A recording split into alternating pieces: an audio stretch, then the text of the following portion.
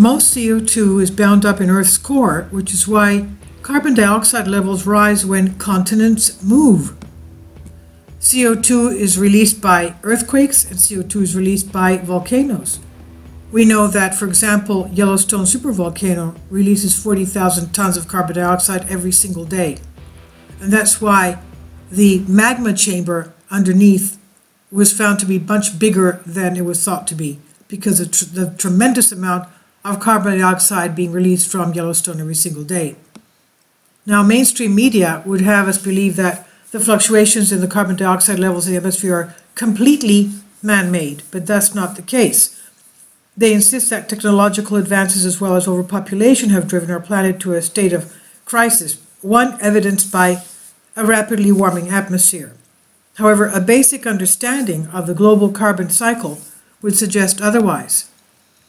A new study headed by GFZ, German Research Center for Geosciences in Potsdam, has concluded that rifting, that's the breaking apart of continents that's happening, for example, the Great Rift Valley in eastern Africa, and we also have rifting at the New Madrid Seismic Rift, and also at the midcontinental rift.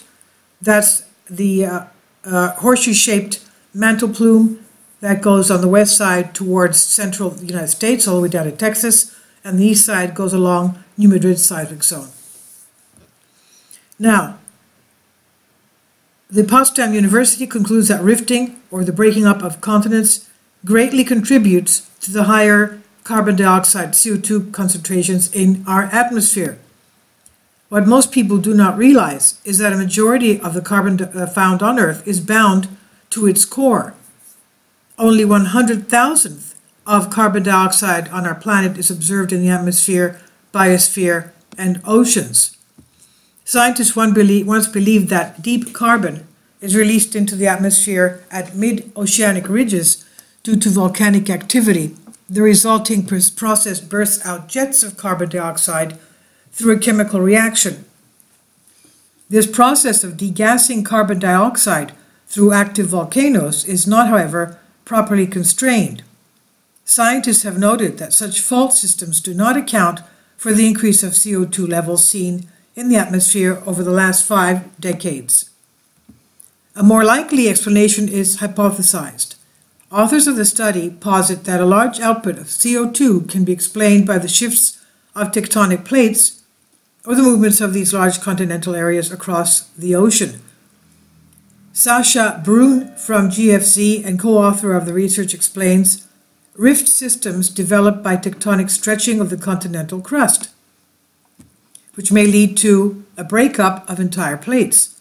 The East African Rift, with a total length of 6,000 kilometers, is the largest in the world, but it appears small in comparison to the rift systems which were formed 130 million years ago, when the supercontinent Pangaea broke apart, comprising a network with a total length of more than 40,000 kilometers. Brun and her team came to this conclusion after analyzing plate tectonics models of the past 200 million years and other geological evidence collected from previous research. And from there, the team was able to reconstruct how the global rift network evolved and, more importantly, how each shift or movement influenced CO2 concentrations in the atmosphere. Brun used numerical carbon cycle models to simulate the effect of CO2 degassing from these rifts and saw that rifting periods correlated highly with increased CO2 levels. The global CO2 degassing rates at rift systems, however, are just a fraction of the anthropogenic carbon released today. This is what Brun concluded. Yet, she says, they represent a missing key component of the deep carbon cycle that controls long-term climate change over millions of years. The Earth's natural healing process. Everything seems scarier when you're at the cusp of something. Global warming and climate change seem all the more real because we are witnessing it happening. Nevertheless, it does more harm than good to panic. A careful look at the Earth's natural processes revealed that plate tectonics and their associated movements are part of our planet's cycles. Previous research has proven that tectonic shifts have both a direct and indirect effect on climate change and CO2 concentrations. These analyses conclude that tectonic processes can cause a planet to heat up and cool down, depending on where the Earth is in its cycles. It is speculated that when plates move away or collide with each other, as what has happened since the breaking of Pangaea, the breakaway of Pangaea, these spark certain reactions. The most obvious example would be earthquakes or volcanic activity. However, these movements may also cause carbon to be forcibly degassed into the atmosphere in the form of CO2. This is from Climate Science News, Science Daily, and it's on Humans Are Free by Alexander Light.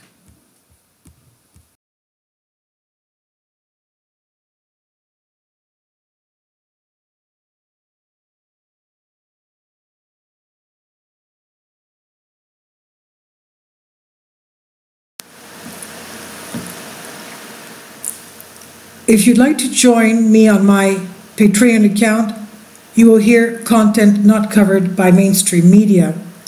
These riveting stories will be based on my research, and I will state my opinions and give my personal insight on diverse and controversial subjects and world events not covered by mainstream media, and not supported by YouTube guidelines. So whatever I have on my Patreon, most of those will not be on my YouTube channel. Please consider becoming a member today. More of the most significant and important videos will be on my Patreon channel. Your support helps me to continue my research and keeps this YouTube channel alive. And we depend on your support, your generous charity, because we help economically challenged families here in Athens, Greece, in Kapota, and we also help the young generation with university tuition and the community around our church. Thank you.